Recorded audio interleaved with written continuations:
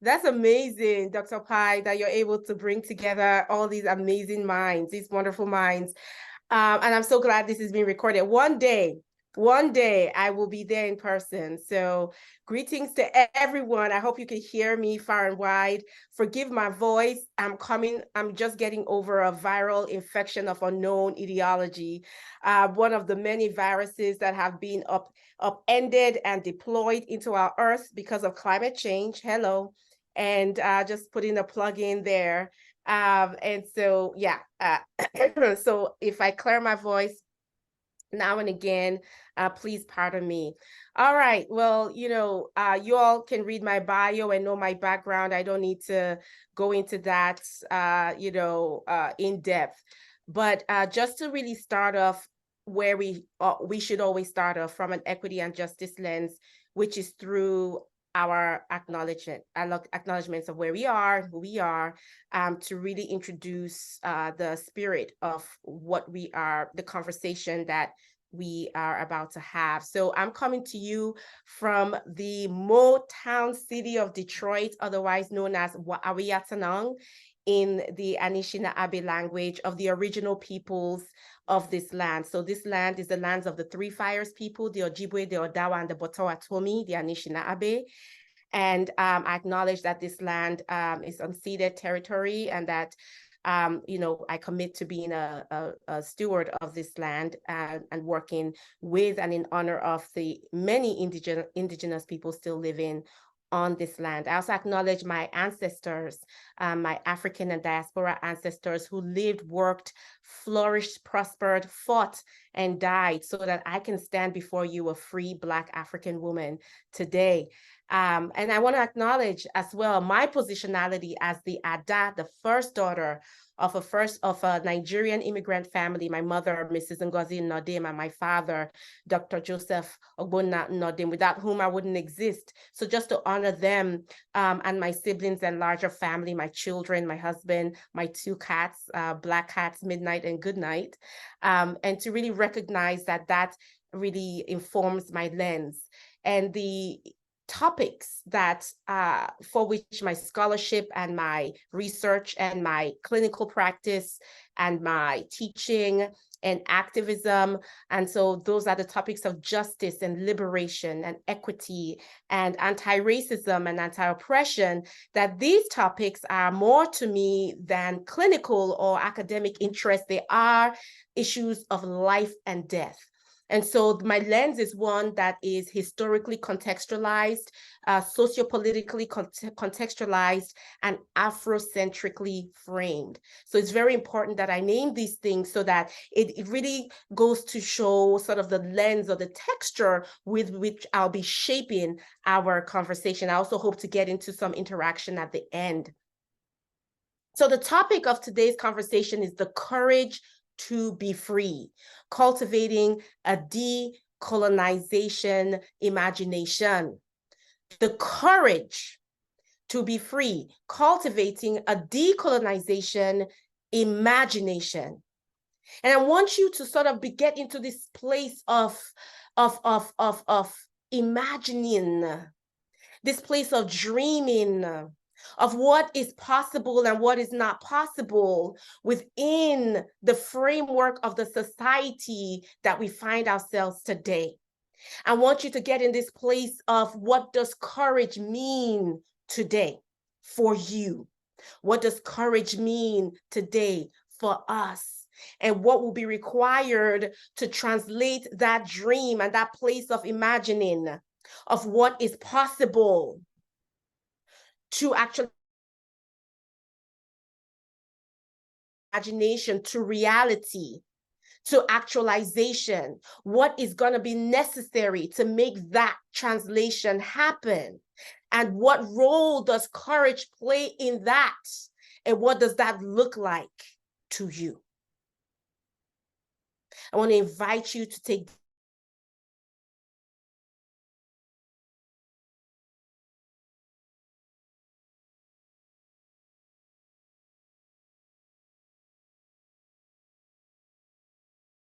as you occupy this place of translating as you occupy a place of exploring the meaning of courage. Now I can think of no better sort of tool or vehicle to help us travel that journey than poetry. And so I want to sort of lean into ancestry and progeny. I think, the Afrocentric framework and an Afrocentric epistemology teaches us that, age and also, frankly, the state of being, the flesh, is temporary and age is fluid. And we can learn from those who have gone on beyond, who have passed on, those who are elder in their hundreds and 200s, but we can also learn from the newborn. We can learn from the child. And so I want to lean into one who has passed on and one who is still with us and younger through the avenue of poetry to ground us as we take this space and take up this space and take this place that I've just encouraged us to do. And so allow me to introduce you to David Diop, a French Senegalese ancestor who wrote a powerful poem that begins to help us to get into this place of what does it mean to decolonize and adopt a decolonization imagination? What does it mean to take this imagination to reality? What does it mean to have the courage to do this? And also, we're going to borrow from a young ancestor. All right, the wonderful Amanda Gorman, who is still in her 20s, but whose spirit is 300 years old. And she devised and designed the poem to usher in President Biden on his inauguration. And I want you to start to think about, in doing this the way that I'm doing, what does that mean within the decolonization framework when we get to the end of our conversation? And so let's hear from Monsieur Diop. What does he have to say?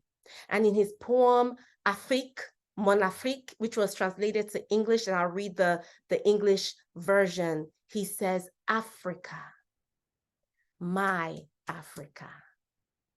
Africa of proud warriors in ancestral savannas, Africa of whom my grandmother sings on the bank of the distant river.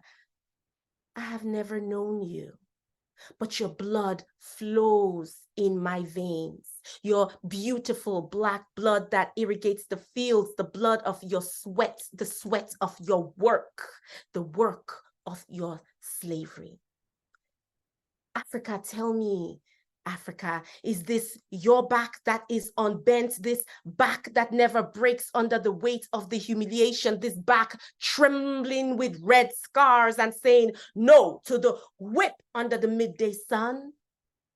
But a grave voice answers me, impetuous child, that tree, that young and strong tree, that tree over there splendidly alone amidst white and faded flowers.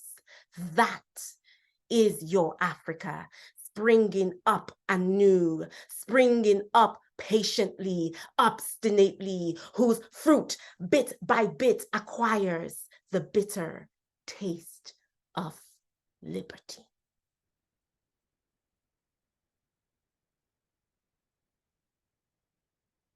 And then Amanda Gorman reminds us in her poem, the hill we climb, the hill we climb. When day comes, we ask ourselves, where can we find light in this never-ending shade? The loss we carry a sea we must wade. We've braved the belly of the beast. We've learned that quiet isn't always peace, and the norms and notions of what just isn't always just is. And yet the dawn is ours before we know it. Somehow we do it. Somehow we've weathered and witnessed a nation that isn't broken, but simply unfinished. We, the successors of a country and a time where a skinny Black girl descended from slaves and raised by a single mother can dream of being president, only to find herself reciting for one. And yes, we are far from polished, far from pristine, but that doesn't mean we are striving to form a union that is perfect. We are striving to forge a union with purpose, to compose a country committed to all cultures, colors, characters, and conditions of man. And so we lift our gazes not to what stands between us, but what stands before us. And we close the divide because we know to put our future first, we must first put our differences aside. We lay down our arms so we can reach up our arms to one another.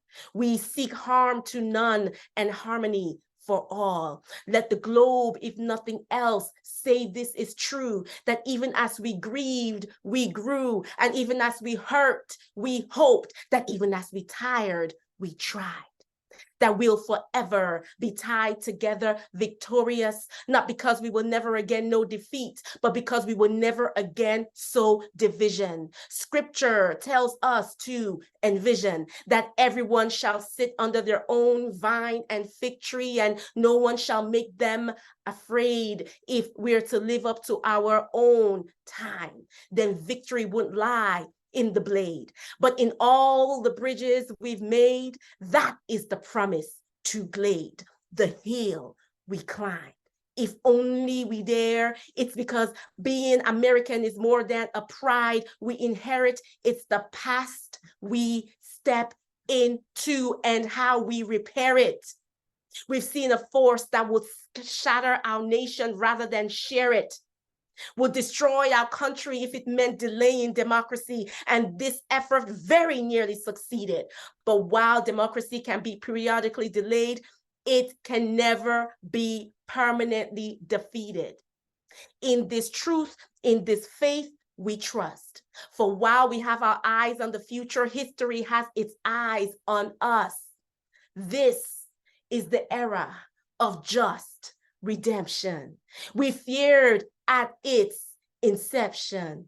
We did not feel prepared to be the heirs of such a terrifying hour, but within it, we found the power to author a new chapter, to offer hope and laughter to ourselves. So while once we asked, how could we possibly prevail over catastrophe? Now we assert, how could catastrophe possibly prevail over us?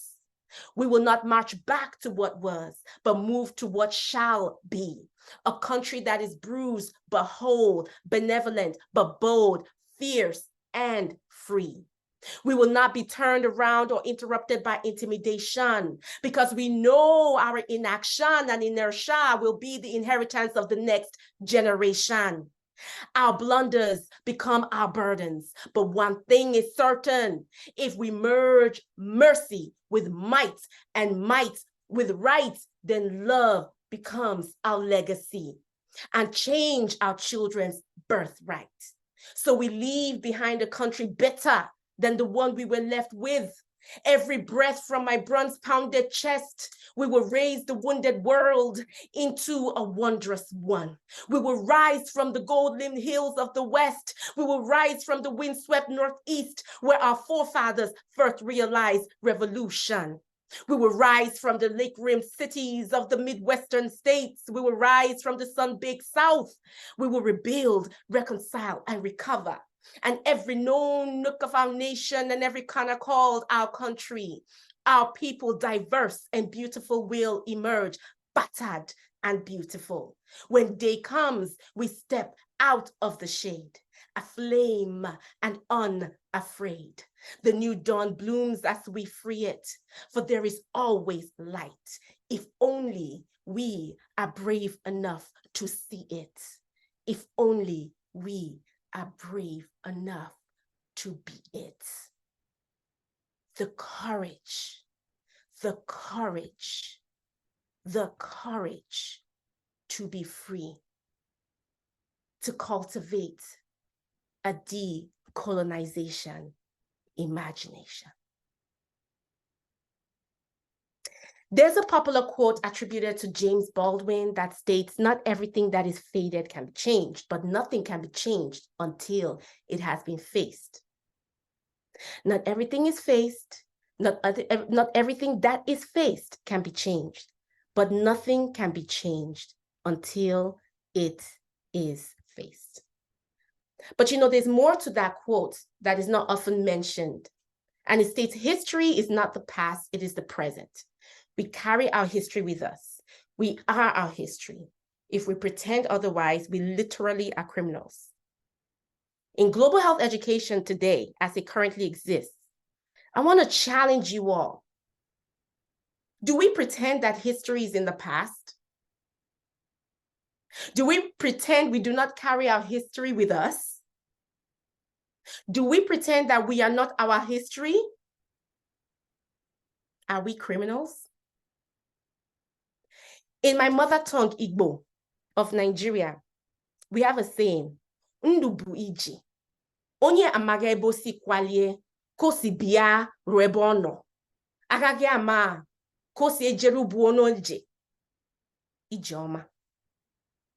Translation, life is a journey. They who do not know from whence they came, how they arrived at their present location, will not know how to reach their destination. Travel well. I often find myself taking a mental stroll down memory lane to my own childhood in Benin City, Edo State, Nigeria. As I'm sure the majority of you know, Nigeria, which is one of the products of that fateful Berlin Conference of 1884, where Europe surgically arrested the development of an entire continent and violently rearranged the trajectory of humanity, won her independence from England in 1960. She'll be 63 years old on October 1st, in a few days of this year. I was born in the University of Benin Teaching Hospital, Benin City, Edo State, all right, in 1980, not your business, all right, to a physician scientist father and a child developmental specialist and educator mom, both Igbo, both survivors of the Nigeria Biafra Civil War that occurred between 1967 and 1970. It was a complex, bloody war influenced in no small part by British expatriates and the United States policy, international policy and financial interests. Now, hating the feeling of powerlessness, my father, Dr. Joseph Nodim, looking older than his age, signed up to fight at 15 years of age. It's a miracle that he survived to now birth myself and my 3 siblings. As I mentioned earlier, I'm Ada, their first daughter of an Igbo household. Ada Owerri is my actual title, Owerri being my paternal hometown in Imo State, Nigeria. Adas are held in a high esteem and naturalized as leaders in the family structure and the community as a whole. Yet, I did not speak Igbo. My first language is English. Igbo, one of the most beautiful, expressive, expansive, complex, and delicious languages in the world. When you're speaking the language, it's like you're eating candy. It's so sweet. But I wasn't taught this language. My parents would speak glorious Igbo to each other, waxing poetic, prolific, patriotic, but then turn around and speak English to us, the children.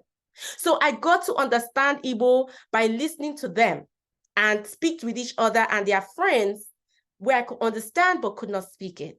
Now, don't get me wrong. I learned all the cuss words and insults, right? Because that was what my mother unleashed with full gravitas on us, and particularly on me as one of her most stubborn children. But other than that, we were just limited to the dry, cold, restricted, inflexible, make no sense, no real rules, doesn't follow its own rules, like English language, right? To communicate the fullness of our realities. This preference was reinforced in school, where indigenous languages referred to as vernacular were prohibited. And I learned that there were only 3 main ethnic groups in the most populous country in Africa and the 7th most populous country in the world, Nigeria. 3 was what I was taught. I did not find out that we have more than 250 ethnicities in that country, or that my continent is home to the greatest amount of human and biodiversity in the world, till I was a super full-grown adult with kids of my own situated in the United States of America, North America. As a child, I was taught that there were 3 races of people: Caucasoid, Mongoloid, and Negroid, in that order, always in that order, always. Internalizing the natural, quote unquote, hierarchy of humans, right? White, non-white, but not black, and then black. Our books, nursery rhymes, stories, and references were white, European, and over time, white American. Always, always. America synonymous with white. Movies, advertisements, media embedded into our consciousness that ubiquity of whiteness, and that all the people of a particular phenotype located in cold places are the people that have contributed to the world and humanity. I was taught nothing about what people like me had given to the world, had done for the world, had created, innovated, achieved before the white man and his woman came. I knew nothing of pre-colonial Africa, that she is the birthplace of humanity, that she was the pioneer of arithmetic, mining, metallurgy, mathematics, the oldest agricultural technologies, that she was home to complex social organizations, that she started the original democratic framework that the Greeks took and made their own, right? That her countless natural resources essentially keeps the world going, that she developed Europe and she developed the Americas via the extractive and exploitative process of imperialism, colonialism, and neocolonialism. I was not taught the rampant violence and destruction that was the coming of the European, that white supremacy was and is the global anti-Black racism codified in structures and systems throughout the world was what informed all aspects of our geopolitical realities: economics, politics, culture, psychology, spirituality, education, language, the works. Like many of the educated middle class, I had internalized the colonialism that besieged my country. So it wasn't until my first encounter with truth, with history, that my journey in decolonization and towards liberation began. That Ije, which is my name, by the way, Ijeoma, safe journey, good journey, Ije journey, that my Ije began. The truth was in a book written from the perspective of the exploited, the interesting narrative of the life of Olaudah Equiano, an autobiography written by a formerly enslaved Igbo man who purchased his own freedom in 1766 and helped to pass the British Slave Trade Act of 1807 that abolished slavery in Britain. And that book led to reading Ngugi wa Thiong'o's Decolonizing the Mind, Frantz Fanon's The Wretched of the Earth, Black Skin, White Masks, and Towards the African Revolution, Chimamanda Ngozi Adichie's Americana, Isabel Wilkerson's book Caste, Tahensi Coates' Between the World and Me, Wole Soyinka, Buchi Emecheta, Toni Morrison, Langston Hughes, Maya Angelou, David Diop, Amiri Baraka, Martin Carter, Paulo Freire, Aimé Césaire. And the list goes on and on and on and on. Work that grabbed hold of my imagination, scrubbed it clean, and gently, kindly reconditioned it. And it is why today I am Afro deep in activism and demanding for the elimination of structures of oppression while building liberated systems where people of African descent can be truly free as their authentic selves, where they can be safe, valued, thrive, and prosper. It is why I founded Health Equity and Justice in Medicine Initiative and co-founded the Global and Urban Health Equity Program and the Anti-Racism in Action Roundtable, and now most recently the Opara Equity and Justice Lab, designed to identify, disrupt, and dismantle systems of colonialism, white supremacy fallacies and delusions, and anti-Black racism codified in medicine, public health, medical and health professional education, community engagement, and policies. It is why I actively interrupt narratives that are deficit-based and strategies also deficit-based and designed to curate scarcity mindsets and systematically and systemically exploit the value and exclude voices like mine, bodies like mine, spirits like mine. Because to be otherwise is to be in bondage. Because to be otherwise is unacceptable.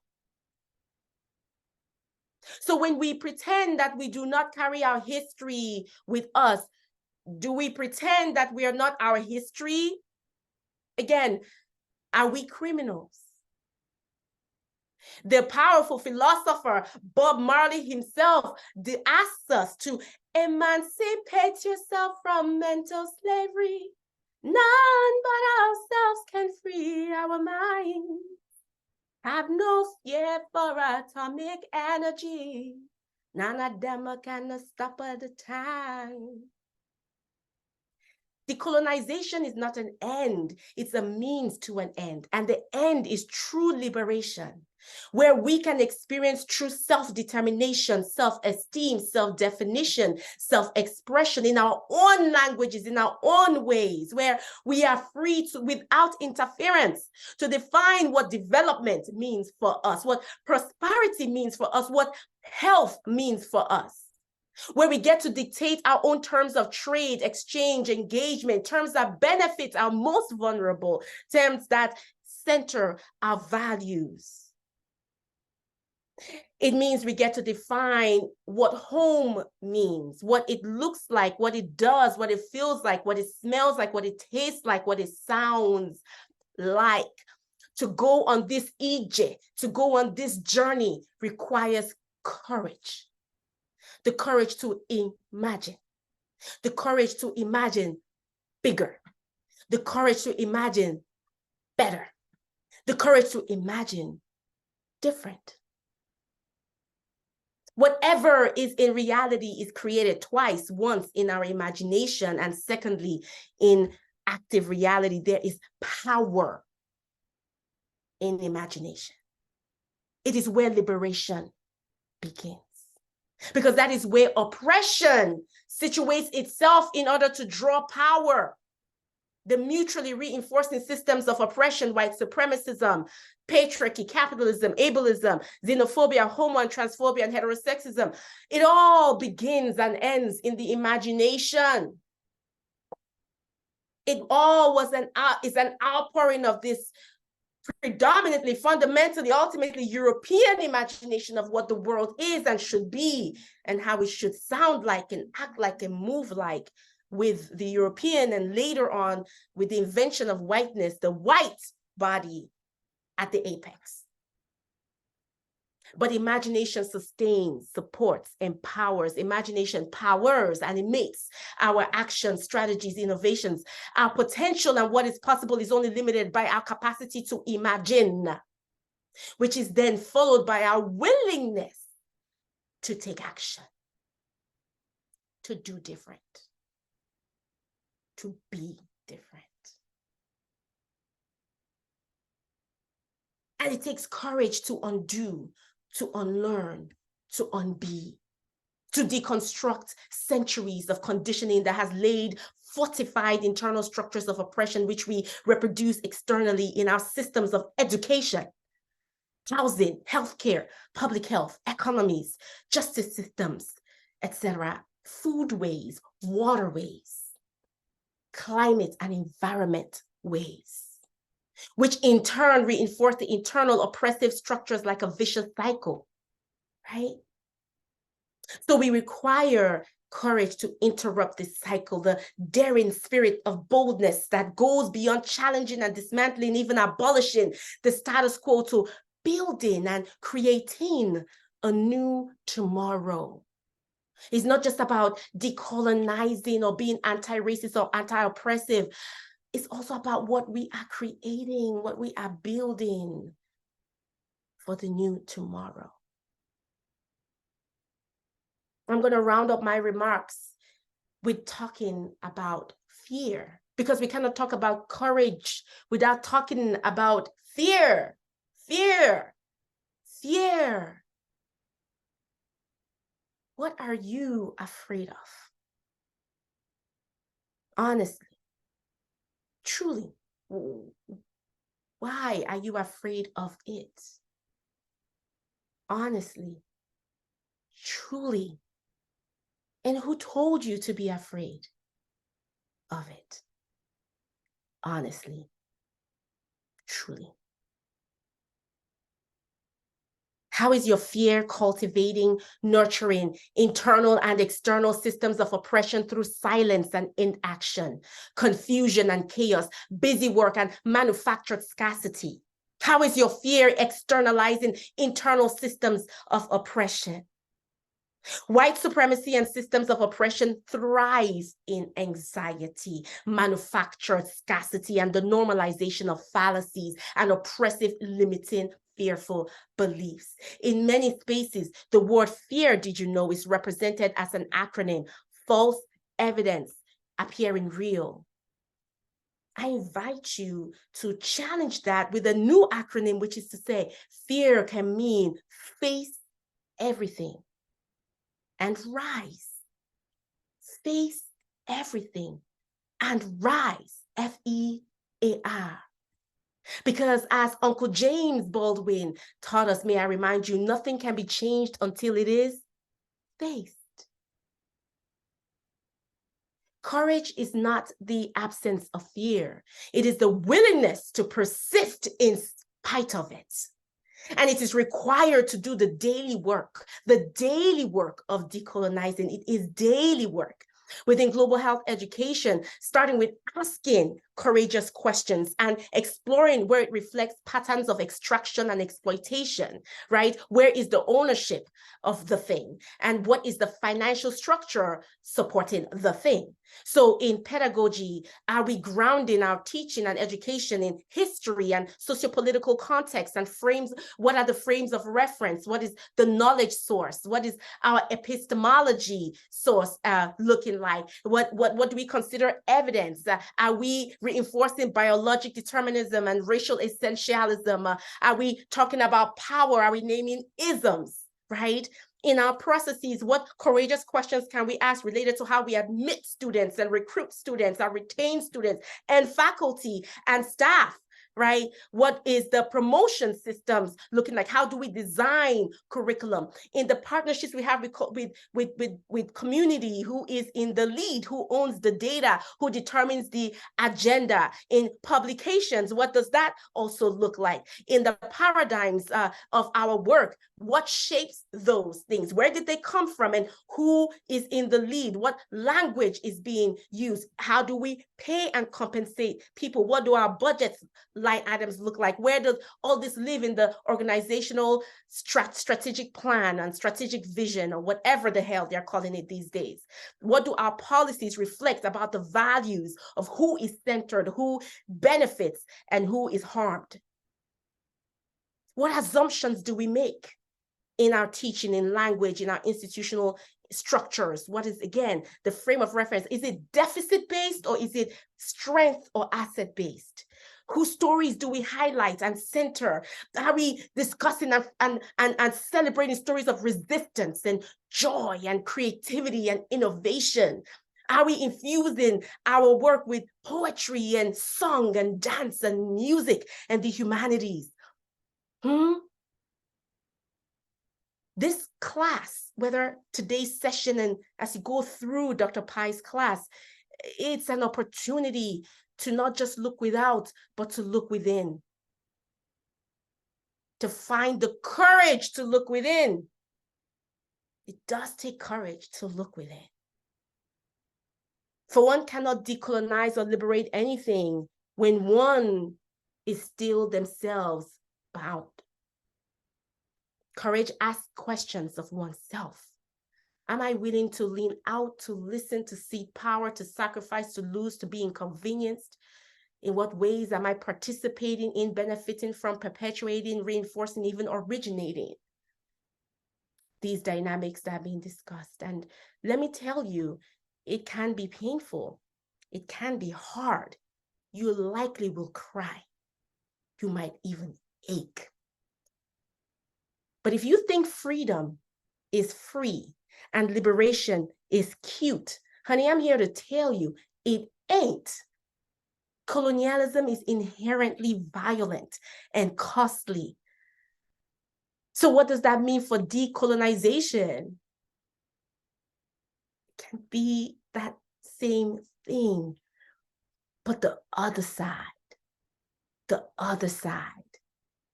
is beautiful.